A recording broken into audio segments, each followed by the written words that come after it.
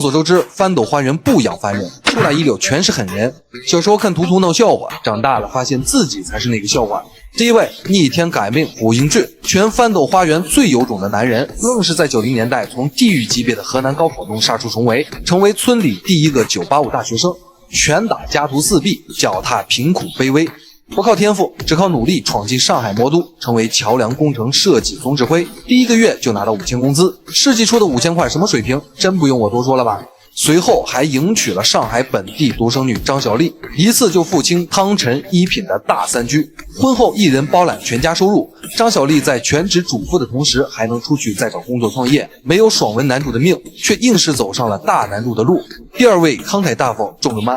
作为前期力压图图一家的江浙本地户，光从壮壮的开销上来说就已经可见一斑。100多一小盒的哈根达斯按箱买，随便买2只宠物5000块，更是在那个年代就能做到说走就走的马尔代夫家庭自由行，全家人一起在海上过中秋节赏月。小时候只觉得壮壮妈是那种爱炫耀的胖阿姨，现在一看完全是阳光开朗好邻居。人家炫富归炫，但有好东西是真舍得拿出来，真正诠释了什么叫慷慨又大方。第3位 A8 贵妇王子妈，翻斗花园开，A8谁人不识王子妈，依旧本地户，依旧后上贵妇。如果说壮壮一家代表着上海家庭的平均数，那王子一家就是那个供人幻想财可通天的未知数，唯一一个真正财富自由到连工作都不需要的妈妈。你笑人家高傲，人家张口就是你的一辈子，只能说还是贫穷限制了我的想象力，老是让王子背陋室铭，人小嘴一张，6王毕4海1就出来了，真不是玩架的。人家过个生日在自己家里开派对，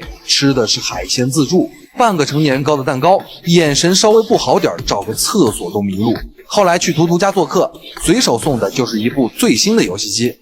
第4位唯一真神牛爷爷，到底是翻斗花园风太大，还是你听不清我牛手长说话？军人出身，退伍干部的内测玩家，第一眼看过去是寻常老汉，再一看这红星绿帆布包，直接汗流浃背。电影里去的敬老院门上挂着先进单位，进去全是五湖四海的老战友，家里客机没按键，直接专机呼叫，明明无儿无女，受了伤却住豪华单人间，桌上更是摆着一篮鲜花，谁安排的真不用我多说。图图一家被绑架的时候，劫匪寻思就劫个小财，结果直升机小灯一照，表示你看你今天还活得了吗？